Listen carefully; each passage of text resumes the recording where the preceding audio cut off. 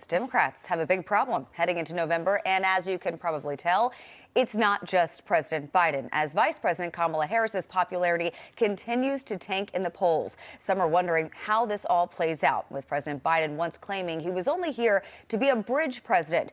Does he stay in the race? Do all roads now lead to a President Kamala Harris?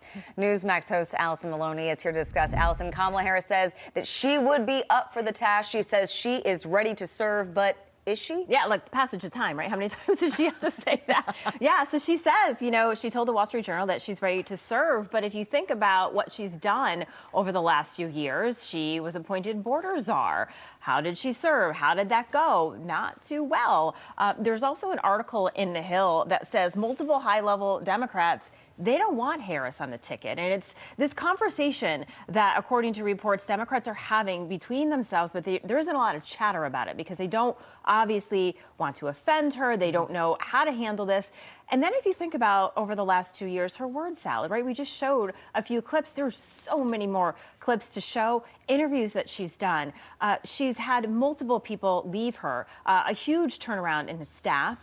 They have to do cleanup duty when she does interviews. She's not likable. She's unrelatable. And then you look at the poll numbers, her favorability is extremely low, worse in history.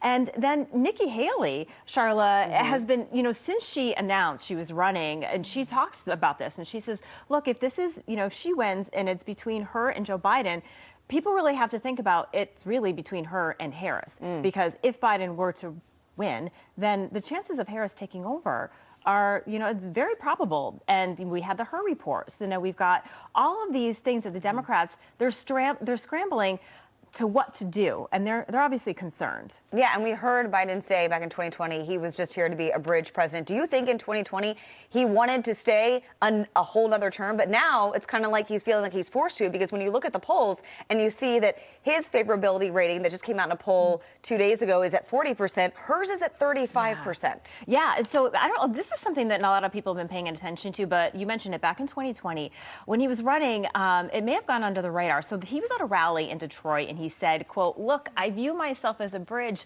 not as anything else. There's an entire generation of leaders you saw stand behind me. They are the future of this country. So the plan, based on what he said, was to get in office as this emergency stopgap, right? That emergency was Trump. So get him out, beat him. Once that was fixed, he maybe would step aside for this new group of politicians. But clearly that's not the case now, Sharla, because he's seeing what VP Harris is doing or not doing.